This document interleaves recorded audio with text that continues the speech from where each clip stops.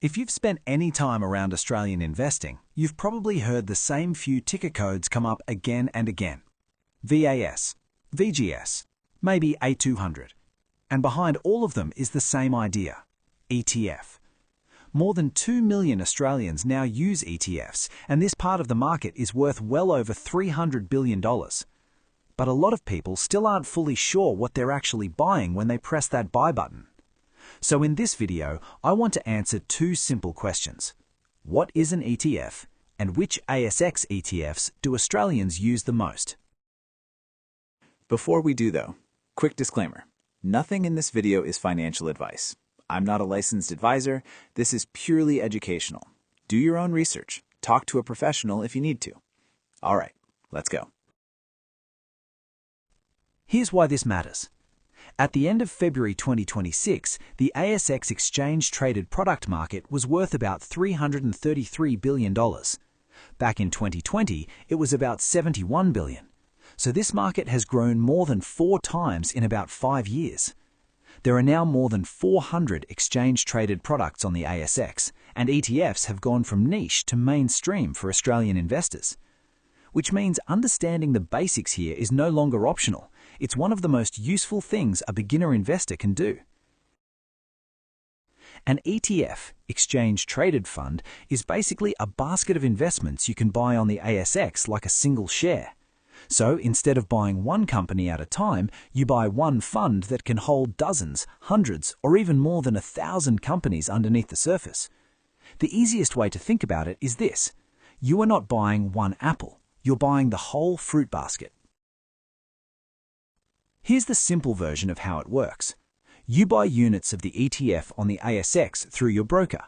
Your money sits inside the fund alongside money from other investors. The ETF then holds the basket it is designed to track, and when those underlying investments move, the ETF moves too. If the companies inside the fund pay income, that can be passed through to investors as distributions. And in exchange for running the fund, the manager charges an annual fee. For VAS, that's 0.07% a year. So on $10,000 invested, that's about $7 a year. Let's make that concrete with VAS. VAS is the Vanguard Australian Shares Index ETF. It tracks the S&P ASX 300, which means it gives you exposure to 300 of the biggest companies listed on the ASX. So when you buy one unit of VAS, you're buying a tiny slice of companies like BHP, Commonwealth Bank, CSL, NAB, Wesfarmers, and hundreds more. As of the latest ASX monthly report, VAS had about $24.2 billion under management, which makes it the largest ETF on the ASX. If we look at the biggest ASX-listed ETFs by funds under management right now, 5 names stand out. VAS, Broad Australian Shares, tracking the ASX 300, VGS, Developed Market Global Shares, excluding Australia, IVV, the S&P 500, so large US companies, A200, another low-cost way to own the 200 biggest Australian companies, and IOZ, also ASX 200 exposure, through iShares. So even from that top 5 list, you can already see the pattern. Australians are mostly using ETFs for simple, broad market exposure, Australia, global shares, and the US market, not for something fancy, just broad exposure at low cost.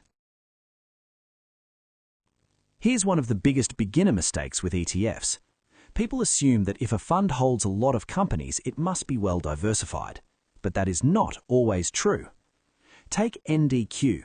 It tracks the NASDAQ 100, but the top 5 holdings still make up about 30% of the fund. Nvidia is about 8.7%, Apple is 7.4%, Microsoft 5.4%, Amazon 4.9%, and Alphabet 3.6%. So even though there are 100 companies in the ETF, a large chunk of your money is still concentrated in a small group of major US tech names. Now compare that with VAS. VAS is broader, but it is still not spread evenly either. Its top 5 holdings make up about 35% of the fund, with the remaining 295 companies making up roughly 65%. So the key lesson is this. An ETF can look diversified on the surface, but the real question is how much weight sits in the biggest holdings. That is the difference between simply owning many companies and being truly diversified. There are two Australian details worth knowing here. First, CHESS sponsorship.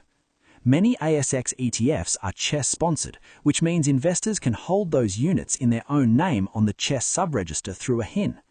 That matters because CHESS is designed to preserve your legal title and portability of assets. Second, franking credits. For Australian share ETFs like VGS or A200, franking credits from the underlying shares can be passed through in distributions. For some investors, that can improve after-tax returns. One more thing to remember. If you already have super, you may already have exposure to many of the same big Australian companies. That doesn't automatically make an ETF a bad choice. It just means it's worth thinking about your total portfolio, not each investment in isolation. For a lot of Australian beginners, the simple core idea still can't be beat. Australian shares plus global shares. That's one reason VAS and VGS keep coming up so often. VAS gives you broad exposure to the Australian market. VGS gives you developed market international exposure outside Australia. You can also make the case for similar alternatives like A200 or for a one-fund option like DHHF if simplicity matters most to you. The main point is not that there is only one perfect ETF mix. The point is that most beginners probably need less complexity, not more. If you found this helpful, subscribe so you don't miss the next explainer. And if there's an ETF or investing topic you want covered next, leave it in the comments.